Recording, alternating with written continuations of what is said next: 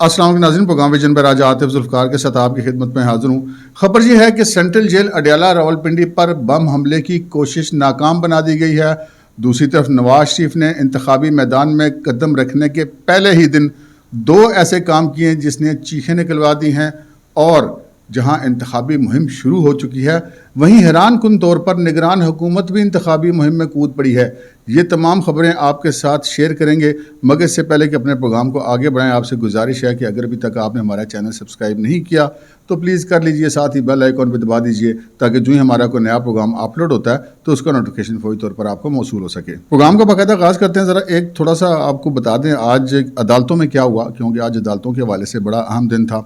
ایک تو 2 روزہ جسمانی ریمانڈ کے خاتمے کے بعد فواد چودھری کو جو ہے وہ سول جج اور جوڈیشل مجسٹریٹ کی عدالت میں پیش کیا گیا۔ یاسر محمود صاحب ہیں جج صاحب ان کی عدالت میں، اور وہاں پر ان کی اہلیہ بھی، ان کے بھائی بھی، ان کے فیملی کے لوگ بھی منتظر تھے۔ 11 بجے کا ٹائم تھا، لیکن 11 بجے جب ان کو پیش نہیں کیا گیا تو پھر وکلاء نے اس طرف توجہ دلائی جج صاحب کو، اور جج صاحب نے پھر جب پتہ کروایا تو اس کے بعد پھر 12 بجے یعنی کہ 1 گھنٹہ تاخیر سے فواد چودھری کو عدالت میں پیش کر دیا گیا، جہاں پر ایس ایچ او اپارا نے عدالت سے یہ استدعا کی کہ جی ابھی تفتیش اس کی ہمیں مزید کرنی ہے، ہمیں مزید جسمانی ریمانڈ دیا جائے، جس پر عدالت نے فواد چودھری کے جسمانی ریمانڈ میں 1 دن کی توسیع کر دی ہے۔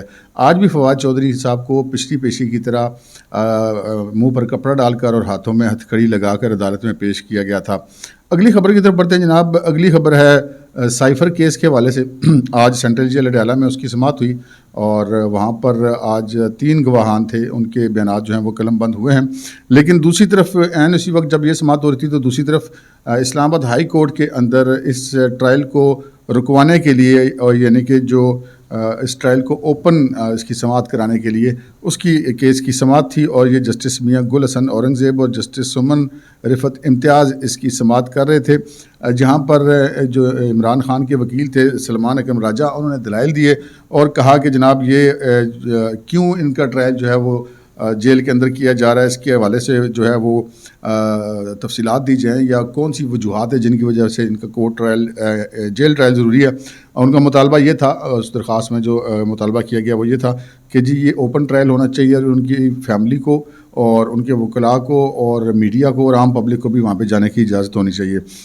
اس کی مخالفت کی وہاں پر جو پروسیکیوٹر تھے ذوالفقار نقوی صاحب اور اٹارنی جنرل صاحب بھی موجود تھے کمرہ عدالت میں، انہوں نے اس کی مخالفت کی اور کہا کہ عمران خان کی سیکیورٹی کے ایشوز ہیں جس کی وجہ سے ایسا کیا گیا ہے، لیکن ابھی اس کے دلائل جاری تھے کہ عدالت نے مقدمے کی جو سماعت ہے وہ ملتوی کر دی ہے، اور اب اگلی سماعت غالباً اگلے منگل کو ہوگی۔ اس کے ساتھ ہی ایک اور کیس تھا، اس کی بھی جو ہے وہ عدالت میں سماعت تھی، اور اپیل جو عمران خان صاحب کو جو توشہ خانہ کیس میں سزا ہوئی ہے، جو سزا معطل ہوئی ہے اور اس کی قید کی بھی تھی اور نااہلی بھی تھی، اور اس کی جو باقاعدہ اپیل تھی آج اس کی سماعت تھی، اور پہلی بار ایسا ہوا ہے کہ نیب کی طرف سے سماعت میں التوا مانگا گیا عدالت سے۔ معاف کیجیے گا۔ تو یہ امجد پرویز صاحب جو الیکشن کمیشن آف پاکستان کے وکیل تھے، ان کے بہاف پہ ایک اور وکیل پیش ہوئے اور بتایا کہ جی اس کیس میں جو مین پروسیکیوٹر ہیں وہ امجد پرویز صاحب ہیں، وہ ملک سے باہر ہیں، تو اس وجہ سے اس کی سماعت ملتوی کی جائے، جس پر عدالت نے اس مقدمے کی سماعت 20 نومبر تک ملتوی کر دی ہے۔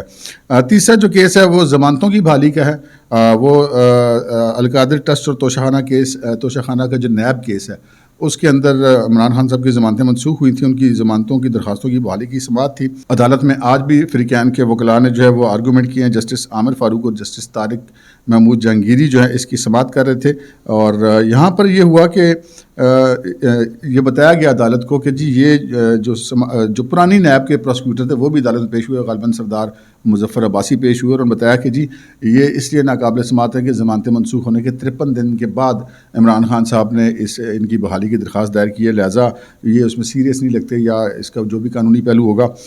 اس پر عدالت نے جو نیب کے قوانین ہیں ان کی ترمیمی جو آرڈیننس ہے اس کی کاپی منگوا لی، اور اس کی سماعت بھی اب اگلے منگل کو ہوگی۔ یہ تو تھی ذرا کورٹ کا، ہم نے کہا ایک جائزہ لے لیں، آپ کو بتا دیں کہ آج کے دن میں کیا کچھ ہوتا رہا۔ خبریں یہ ہیں کہ جناب وہ کہتے ہیں نا کہ ہاتھی کے پاؤں میں سب کا پاؤں۔ میں ہمارے ناظرین اس چیز کے گواہ ہیں کہ بہت عرصے سے یہ عرض کرتا رہا ہوں کہ جب نواز شریف صاحب پاکستان آئیں گے تو سیاست کا بہت رخ بدل جائے گا، جس کا لوگوں کو عام میں نے دیکھا کہ اندازہ نہیں تھا، اور اب وہی ہوا ہے۔ جب کوئی سیاست کا ہیوی ویٹ میدان میں اترتا ہے تو وہ اس کا پھر اپنا ایک جسے کہتے ہیں کہ ایک روب ہوتا ہے اس کا کہ جو میدان سیاست میں اترا ہے، اور یہ وہی روب تھا جس کی وجہ سے نواز شریف کو 2018 میں جو ہے اس چیز کو یقینی بنایا گیا کہ وہ اس مہم میں شرکت نہ کر سکے اور وہ جیل کے اندر ہی رہیں۔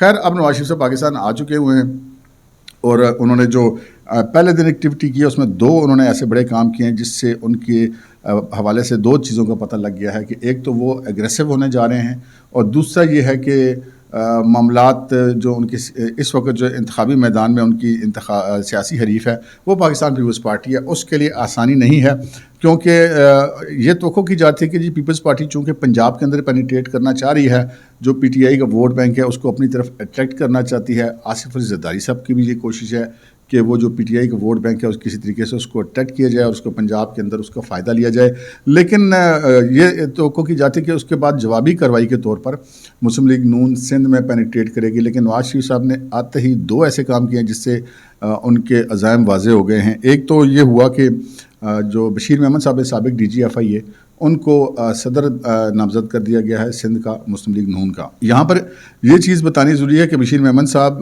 جو اپنے ریٹائرمنٹ کے بعد جو جتنا عرصہ ہوتا ہے کہ آپ سیاست میں حصہ نہیں لے سکتے وہ عرصہ گزار چکے ہیں، وہ آزاد ہیں، وہ سیاست کرنا چاہیں تو کر سکتے ہیں، تو اسی وجہ سے اب انہوں نے باقاعدہ طور پہ مسلم لیگ نون میں شمولیت اختیار کی ہے۔ اچھا، ان کو ایسا نہیں ہے کہ ان کو سابق ڈی جی ایف آئی ہونے کے ناطے کوئی سندھ کا صدر بنا دیا گیا، ان کی بنانے کی بنیادی طور پہ 2 وجوہات ہیں۔ ایک وجہ تو ان کی یہ ہے کہ جب نواز شریف صاحب آ رہے تھے تو ان کو ابتدائی طور پہ اس کمیٹی کا انچارج بنایا گیا، چونکہ نئے شامل ہوتے ہیں مسلم لیگ نون میں، جنہوں نے سندھ سے قافلے لے کر آنے تھے نواز شریف کے استقبال کے لیے، اور یہ ایک قسم کا آپ سمجھ لیں کہ ٹیسٹ تھا ان کا یا ٹرائل تھا، تو اس میں یہ بخوبی کامیاب ہوئے۔ ایک بڑی معقول تعداد یہ ہے سندھ سے نکال لیے انہوں نے لوگوں کی، اور وہ ان کو لاہور لے کر آئے، اور اس کے بعد پھر ان کو صدر نامزد کر دیا گیا آج مسلم لیگ نون کا اور سندھ کا۔ اور اچھا، یہاں پر ایک اور بھی چیز ہے کہ یہ جو بشیر محمد صاحب کی جو تعیناتی ہے یہ بنیادی طور پہ پیپلز پارٹی کے لیے ایک چیلنج ہوگا، اس لیے کہ ان کی کوئی سیاسی آلریڈی جو ان کی آپ یہ سمجھ لیں کہ مخالفت ہے وہاں پر پاکستان پیپلز پارٹی کے ساتھ۔ یہ ایک الگ بات ہے کہ یہ بشیر محمد صاحب جو ہیں ان کے والد صاحب بہت ارلی، جب بشیر محمد صاحب چھوٹے تھے تو یہ پتہ چلا کہ وہ فوت ہو گئے تھے، تو ان کی زمینیں جو ہیں یہ لگتی ہیں زرداری صاحب کی زمینوں کے ساتھ۔ تو ویسے بشیر محمد صاحب جو ہیں وہ حاکم زرداری صاحب کو تایا کہا کرتے تھے، یعنی کہ والد کے بڑے بھائی کو تایا کہتے ہیں، لیکن جو ان زمینوں کی وجہ سے ان کا آپس میں کوئی بعد میں مخالفت بھی چلتی رہی اور ابھی تک وہ مخالفت چل رہی ہے۔ تو یہ ایک میسیج ہے پیپلز پارٹی کے لیے کہ جناب سب اچھا نہیں ہے، ہم بھی اب سندھ کے اندر آ گئے ہیں۔ مسلم لیگ نون نے یہ میسیج دیا ہے، ایک میسیج۔ دوسرا جو بڑا کام کیا وہ ایم کیو ایم کے وفد کی ملاقات ہوئی تھی، اور ایم کیو ایم نے اور پاکستان مسلم لیگ نون نے باقاعدہ انتخابی اتحاد کا اعلان کر دیا ہے۔ ایم کیو ایم کے ساتھ انتخابی اتحاد کرنے کی 2-3 مطلب ہیں۔ ایک تو ایم کیو ایم ماضی کی نسبت، پچھلے الیکشن کی نسبت اس وقت زیادہ مضبوط ہے، کیونکہ پچھلے الیکشن میں اس کے 2-3 ٹکڑے تھے جو کہ اب نہیں ہیں، اب ایک ہی ہے ایم کیو ایم کراچی کے اندر، اور شہری سندھ کے اندر ان کا ایک ووٹ بینک بہرحال ہے، اور پھر ان کے ساتھ اور بھی ووٹ بینک ایڈ ہوگا، کچھ مسلم لیگ نون کا ایڈ ہو جائے گا اور کچھ دیگر کا ہو جائے گا۔ اور اب یہ کہا جا رہا ہے کہ جو فنکشنل لیگ ہے اور جی ڈی اے وغیرہ ہیں ان کے ساتھ بھی اتحاد کی بات کی جا رہی ہے۔ تو نواز شریف صاحب نے پہل کر دی ہے سندھ کے اندر داخلے کی، ایم کیو ایم کو ساتھ میں لا کے اور بشیر محمد کو مسلم لیگ نون سندھ کا صدر بنا کر، تو یہ ایک انہوں نے کام کیا ہے۔ اچھا، اب آتے ہیں میں اپنی ان 2 ایکسکلوزیو خبروں کی طرف جو کہ آپ کو بتاتا ہوں۔ ہوتا یہ ہے کہ جب نگران حکومتیں بنتی ہیں تو ایک اس میں سیٹ پیٹرن ہے کہ اس وقت پھر تمام ترقیاتی فنڈز روک دیے جاتے ہیں، ترقیاتی بجٹ روک دیے جاتے ہیں تاکہ ان فنڈ کے استعمال کو کر کے کوئی الیکشن پر اثر انداز نہ ہو سکے۔ اور نگران حکومتوں کا بالکل یہ مینڈیٹ نہیں ہوتا کہ وہ ترقیاتی فنڈز کا استعمال کریں۔ پتہ یہ چلا کہ جناب کوئی 90 ارب روپے کا ترقیاتی فنڈ تھا جو گزشتہ مالی سال کے بجٹ میں رکھا گیا تھا، اس میں سے 61 ارب روپے پی ڈی ایم کی حکومت نے خرچ کیے تھے، چونکہ وہ کوئی نگران حکومت تو نہیں تھی، وہ تو کر سکتے تھے، انہوں نے کیے، لیکن یہ پتہ چلا کہ بقایا 29 ارب روپے جو ہیں وہ بچے ہوئے تھے، اور اب نگران حکومت نے کہا جی یہ ترقیاتی فنڈ ہم استعمال کریں گے۔ حالانکہ جو نگران حکومتیں ہیں وہ ترقیاتی کاموں کے بیچ میں نہیں پڑتی، یہ ان کا مینڈیٹ نہیں ہوتا، لیکن بہرحال اب انہوں نے یہ اعلان کر دیا، نہ صرف اعلان کیے بلکہ اس کے 2 آگے قدم بڑھا رہی ہے۔ ایک تو ایک 24 رکنی کمیٹی بنا دی ہے اس فنڈ کے استعمال کے لیے، اور پھر اس کی کابینہ سے اپروول بھی لے لی گئی ہے۔ اب کابینہ سے اپروول تو انہوں نے لے لی ہے، لیکن یہ پتہ چلا کہ الیکشن کمیشن آف پاکستان کو اس حوالے سے کافی ساری ریزرویشنز ہیں کہ یہ نہیں ہونا چاہیے ایسا. اب دیکھتے ہیں اس کے آگے کیا ہوتا ہے. اب یقیناً اس پہ ایک شور تو مچے گا. اب آتے ہیں جناب ہم اپنی اس خبر کی طرف جو کہ بہت زیادہ ایکسکلوزیو ہے. خبر جو میں آپ کو بتا رہا ہوں یہ بڑی مستند ہے اور آن ریکارڈ ہے، آف دی ریکارڈ بالکل بھی نہیں ہے. آن دی ریکارڈ کی خبر یہ ہے کہ پولیس کو یہ اطلاع ملی، اڈیالہ چوکی جو ہے وہ بالکل اڈیالہ جیل کے ساتھ متصل ہے. ویسے تھانہ صدر بیرونی لگتا ہے راولپنڈی کا یہ دیہی علاقہ ہے. تو ان کو یہ اطلاع ملی کہ جی گورکھپور بس سٹاپ کے قریب ایک بم موجود ہے. فوری طور پہ چوکی انچارج وغیرہ یا جو بھی تھانے چوکی میں اے ایس آئی وغیرہ تھے وہ وہاں پر پہنچے، پولیس اہلکار وہاں پہ پہنچے. تو یہ آپ ایکسکلوزیولی میں آپ کو یہ تصویر دکھا رہے ہیں. پروڈیوسر صاحب یہ تصویر دکھائیے گا. یہ اس بم کی تصویر ہے جو برآمد کیا گیا. یہ ایک دیسی ساختہ بم ہے. اس کو باقاعدہ بنا کر اس میں تاریں وغیرہ جوڑ کر اس کو پراپر بم کی شکل دی گئی ہے. اور یہ جو ہے ایک شاپنگ بیگ میں لپٹا ہوا ہے، اس کے اوپر ایک کپڑا چڑھا ہوا تھا، یعنی کہ اس کو آپ سمجھ لیں کہ کیموفلاج کیا گیا تھا بم کو. تو بہرحال پولیس کو اطلاع ملی، کسی نے اس کو چھیڑا چھاڑا تو پتہ چل گیا. پولیس وہاں پر پہنچی.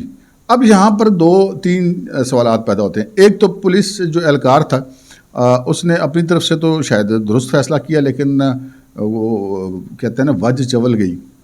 یہ جو جہاں پہ بم موجود تھا یہ اڈیالہ جیل سے تقریباً 1 کلومیٹر دور جگہ ہے. وہاں پہ کوئی مٹھائی کی ایک دکان ہے، دکان کا نام لینا مناسب نہیں ہے، اس کے سے چند قدم پہلے وہاں پہ کچھ نسبتاً آبادی والا ایریا تھا. اب پولیس نے یہ کیا کہ وہاں سے اس بم کو اٹھایا اور ایک کھیت میں لے جا کے رکھ دیا. وہ کھیت جو تھا وہ سینٹرل جیل اڈیالہ سے اس کی جو بم کا فاصلہ تھا وہ 100 سے 150 میٹر کے قریب تھا، گیٹ نمبر 5 سے. سینٹرل جیل اڈیالہ کے گیٹ نمبر 5 کے 100 سے 150 میٹر کے فاصلے پر لا کے رکھ دیا.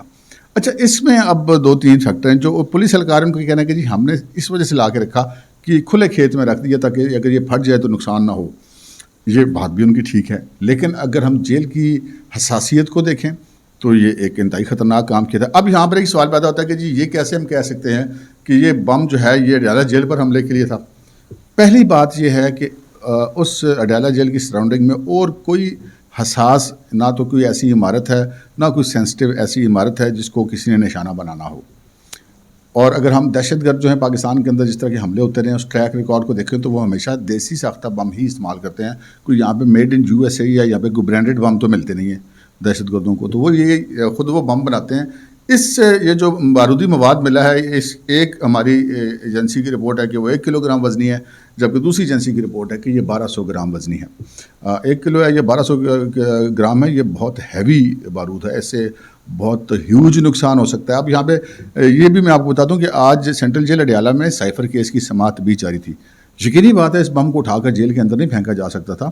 اب یہی ہو سکتا ہے کہ ممکن ہے کسی دہشت گرد نے جو آنے جانے والے لوگوں کے قافلے ہیں، وہ جج صاحب آتے ہیں وہاں پہ سماعت کے لیے، ان کے قافلے پر حملہ ہو سکتا تھا. وکلاء آتے ہیں ان پر حملہ ہو سکتا تھا.